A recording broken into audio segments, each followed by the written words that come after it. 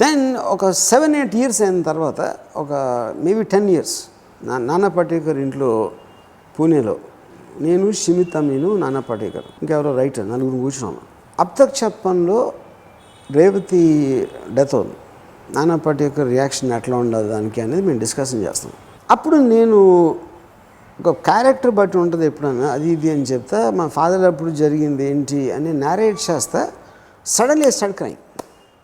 ఇదేంటి 10 ఏళ్ళు అయిన తర్వాత 10 ఏళ్ళు అయిన తర్వాత మా ఫాదర్ పోయినందుకు నేను నానా పాటేకర్ ఇంట్లో ఏడుస్తూ ఉంటే నాన్న నన్ను పట్టుకుని అసలు నన్ను ఓదార్చడానికి 5-10 నిమిషాలు పట్టింది అందరికీ. I can't understand. అది నాకు ఇప్పటివరకు నేను ఎంత లాజిక్ ఇంటెలిజెన్సు అనాలిసిస్ అని నేను మాట్లాడతాను కానీ I technically can't understand what it means. అంటే వేరే వాళ్ళు ఎవరైనా ఇంతవరకు బెగబట్టుకున్నాడా? లేదు. బెగబట్టుకుని దుఃఖం మింగేసి చేస్తున్నాడా? ఐ డోంట్ థింక్ ఇట్స్ అది నా అంటే nearest explanation I can give. ఏడుపు అనేది మీకు ఒక ఏముంటుందని నేను ఒక డాక్యుమెంట్లు చూసాను. దాంట్లో tragic sentiment you only can do when you can afford it.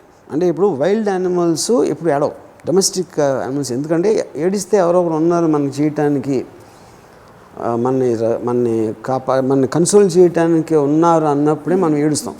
మనమే కన్సోల్ చేయాలన్నప్పుడు అది బ్లాక్ అయిపోతుంది. ఎందుకంటే నేను అక్కడ మా ఫాదర్ పోయినప్పుడు ఆపరేటివ్ సిచ్యువేషన్లో ఉన్నాను కాబట్టి I couldn't afford to cry. You know అది నేను కాన్షియస్గా ఆలోచించేసినాను కాదు.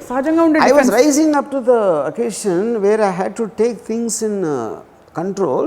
సో అప్పుడు ఏడుపు వైపు మా ఎమోషన్స్ డైవర్ట్ చేయడానికి అసలు టైం కానీ స్పేస్ కానీ ఎనర్జీ కానీ లేదు నా దగ్గర. అప్పుడు ఇన్ని సంవత్సరాలుగా టాపిక్ వచ్చి అగైన్ లీవ్డ్ ద సేమ్ థింగ్. ఇప్పుడు నేను సిచ్యువేషన్ కంట్రోల్ చేసిన అవసరం నాకు లేదు కాబట్టి I think I suddenly felt the emotion.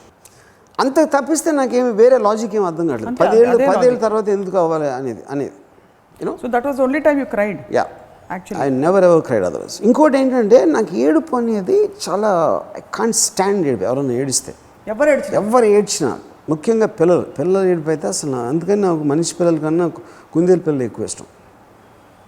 ఎందుకంటే కుందేలు పిల్లలు ఏడవు, క్యూట్గా ఉంటే ముద్దు పెట్టచ్చు వాటికి. ఈ ముద్దు పెడితే ఏడుస్తే, ముద్దు పెట్టబోతే ఏడుస్తాయి మనిషి పిల్లలు. అది చిన్నప్పుడు బేబీగా ఉన్నప్పుడు ఏడ్చారా? I'm sure that's what my mother tells మీ.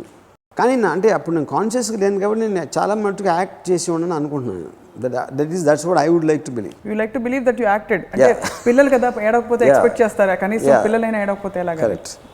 ఆ ఎక్స్పెక్టేషన్. ఇంకోటి నాకు మోస్ట్ హారిఫిక్ సౌండ్ నా ఉద్దేశంలో మీ పక్కన బెడ్రూమ్లో పక్కన పడుకున్న అమ్మాయి ఏడ్చినప్పుడు అంతకన్నా హారిబుల్ సౌండ్, ఫ్రైటనింగ్ సౌండ్ ఉండదు అనేది నా ఫీలింగ్. అంటే ఏడుపు అంటే ఏంటి? వెక్కి కుళ్ళి ఏదో కుళ్ళి ఏదో అంటే ఇప్పుడు ఇలా చేసేసావు నన్ను, ఇలా అయిపోతుంది నా బతుకు అని ఒక ఎక్స్ప్రెషన్లోంచి వచ్చే సౌండ్, అది ఏడుపు నాకు. ఒక బాంబు పడి 10 మంది చచ్చిపోయారు అనుకోండి, అందుకే ఎవరికో దెబ్బలు తిని వాళ్ళు కావాల్సిన అందరూ వచ్చి ఏడుస్తారు. ఏడ్చి దీపాలు పెట్టి ఇది పెట్టి అది చేస్తారు. కానీ అదే టైంలో రెండో బాంబు కూడా 10 నిమిషాలు రావడానికి ఛాన్స్ ఉంది అంటే అప్పుడు ఏడిపోతుంది.